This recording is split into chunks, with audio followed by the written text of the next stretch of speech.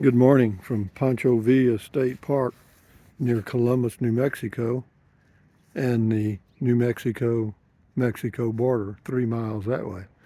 Anyway, that's some interesting cactus. I just dumped my garbage, and they have a septic issue here, so the dump station is closed, the restrooms are closed, the showers are not available.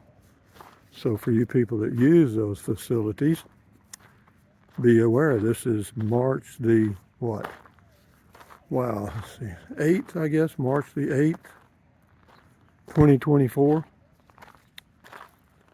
So be on notice that you don't have a dump station and you don't have showers. They got porta potties for men and women. And then we'll go over, I'll show you my site. I'm in 26. I was in site number 16, which is, I'll show you, right over that way, but it's right off of that road, the entry road, and these are gravel roads. And it's going to be pretty busy because they got a parade here in this area tomorrow, some kind of annual event.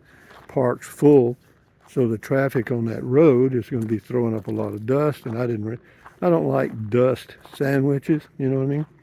So my site is straight ahead, the one I've got right now. You can change from, the reservation sites to the first come, first serve sites if a first serve site is available. And that's what I did. I moved from reservation site number 16 to first come, first serve number 26. And yeah, it's working out fine. You see that school bus? There's about 8 school buses that go down to the border of New Mexico and Mexico and pick up students in Mexico and bring them across. Why? Because they're naturalized citizens. And so they get all the benefits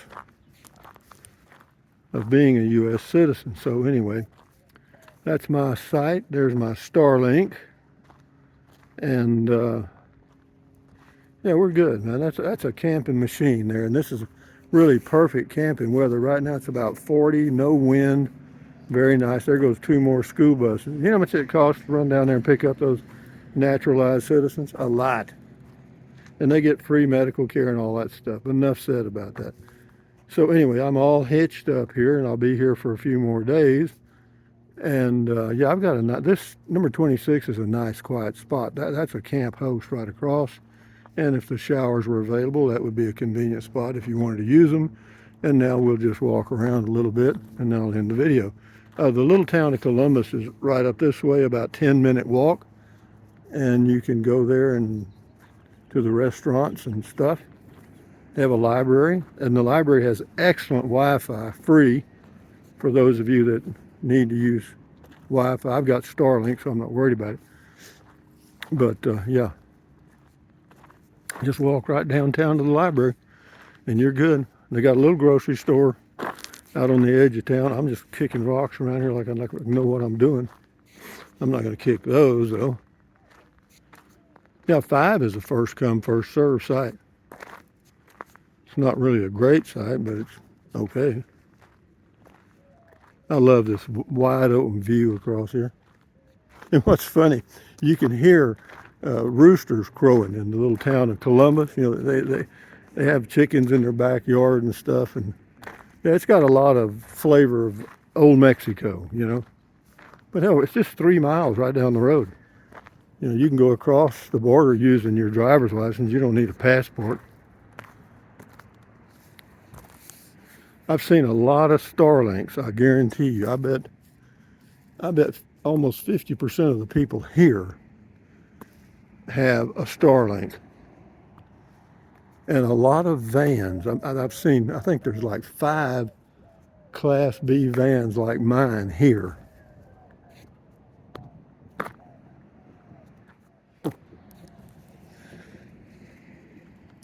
We're just taking a walk. That's the water tower straight ahead. This is an old military base. It was actually an army base back in the early 1900s. Pancho Villa raided it, made it famous, and it was the first Army air base, and they have one of the old aircraft in a museum here at the state park. Fascinating. It's got fabric on the wings, an old tail dragger type. Now, a lot of history here if you're into that sort of thing. Here it is right here. I've given you all this before, and it's available online, but it was established in 1960. 1916, first operational air base in the United States, several cloth-coated biplanes in its unsuccessful punitive expedition against Mexican General Pancho Villa after his forces raided this area. So that was in the early 1900s. Hand change. Oh, it feels good to be out like this, guys. You know, I mean, I could be at Fort Clark Springs walking on the trails, which ain't bad, but do I like this better? I like the variety. I do. I just like the fact that it's about 20 degrees cooler here this morning than it is in Fort Clark Springs, Texas. Is variety the spice of life? It is for me. And that's all that matters, I think. So on we go. We'll walk up here to Coots Hill and do a 360, and I'll end the video. Coots Hill, the reason it's named Coots Hill is because I think there was a corporal named Coots that was on watch on that hill right over here to my right. You can barely, it's just a little mound. And, but anyway, he was on guard duty up there on that hill. And he was the first one to spot Pancho Villa's army moving in from, I think it was from like this direction south. Let's see, what would that be? That would be southwest. I could be wrong on that. But anyway, he spotted him, gave the alarm, and even with that advance notice, they were still pretty well caught off guard, caught by surprise. And of course, that's the whole thing in the military, is to surprise your enemy, you know, catch them when they're taking a siesta. So we'll go up on Coots Hill, do a lookabout, and end the video.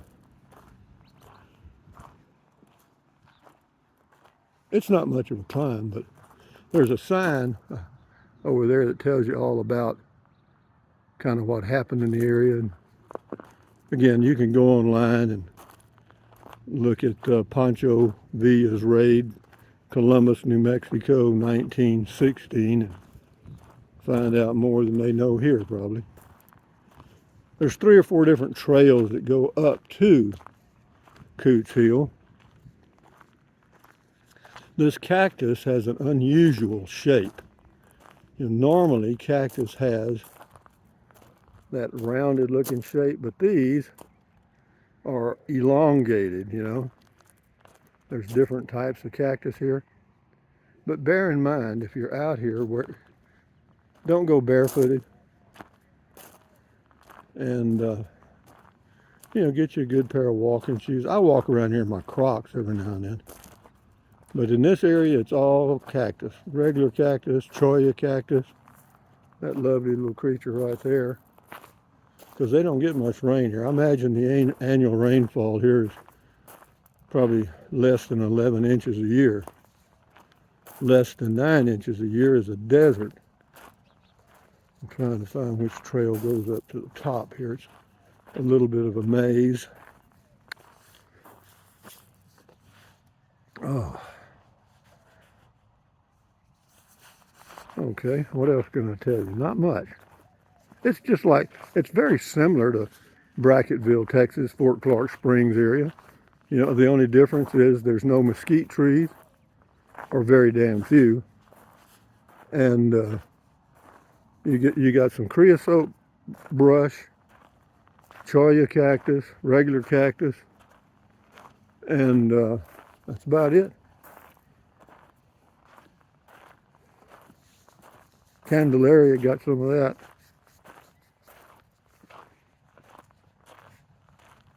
every desert plant you can think of. Coots Hill, straight ahead. And on a day like, the mornings in this area, the wind is usually calm, usually.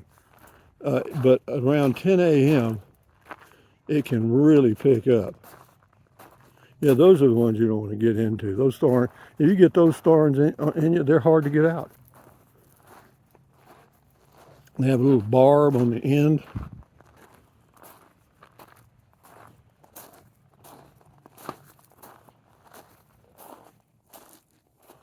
You hear those footsteps? Those are mine. The cactus to me is pretty. I like all that cacti, you know?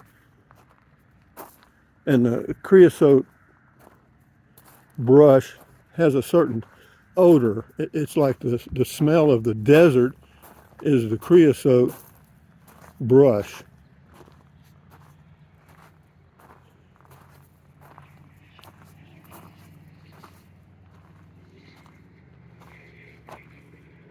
Elevation here is a little over 4,000 feet. I mean, at Columbus, New Mexico, and the park. From this vantage point here, I can show you a little bit better. That right here, let's see if you can get my finger right there. That's the museum and the park office. And then off to the right is the little town of Columbus, okay? And the backdrop is the north part going to like Deming, Silver City. It's 30 miles to Deming.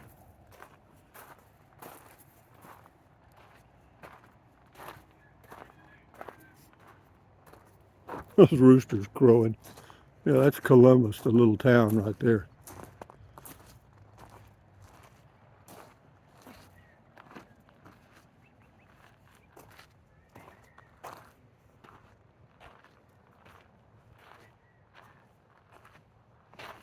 This is a good sitting spot, like early morning, like right now. You know, to have you a little cup of coffee and something. Chill out and enjoy the sunrise and sunset from this vantage point. All right. I'll lean my stick up here. It'll probably be there a year from now. So here we are, guys. Looking this direction, we're looking towards Mexico. And that black line that you see in the far part of the video is the border wall, okay? And it runs as far as you can see that way and as far as you can see that way. This is the park right here. And get a little visualization of the campground here. I can zoom a little bit, I guess. Help you out. And come on around here. Let me take my glasses off. And I'll set them down here and they'll be here for a year. Same with my stick. So we come around right into the sunshine. And that's across the road there. That's all the little town of Columbus. And then we come on around, and this is the main part of town. This is the park area, right in here. And then right on the other side is the little town of Columbus. That one building that looks like it's 2 stories off to the right is a little museum. And then you got the beautiful mountain backdrop there. That's close to the Silver City's in that area somewhere. Gila Cliff Dwellings, national monuments that way. And it's pretty, I think. I like this, you know. I like Coots Hill.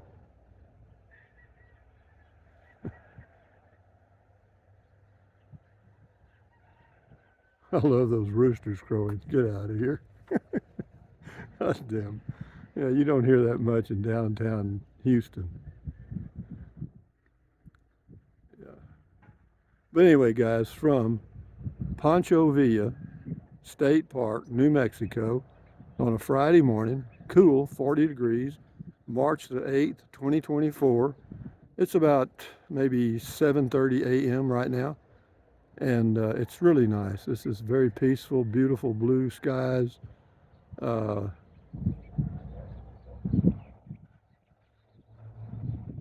yeah, every place I go, I always think, damn, I'd like to live there. Dang, lucky I'm not a billionaire. I'd have about 40 homes. So, ladies and gentlemen, enjoy your life, enjoy your day. Thumbs up, car pay diem, adios, bye bye, buy anything you want. Use the Amazon link, drink plenty of water, stretch, walk, take deep breaths to relieve stress, drink plenty, I said that, drink plenty of water, and stand guard at the door of your mind. It's your mind, you know. Accentuate the positive, try to remain positive, keep your health, and if you can, if you want to get out on the road and travel, do so. If you don't worry about it. Okay? Adios, amigos. Bye bye.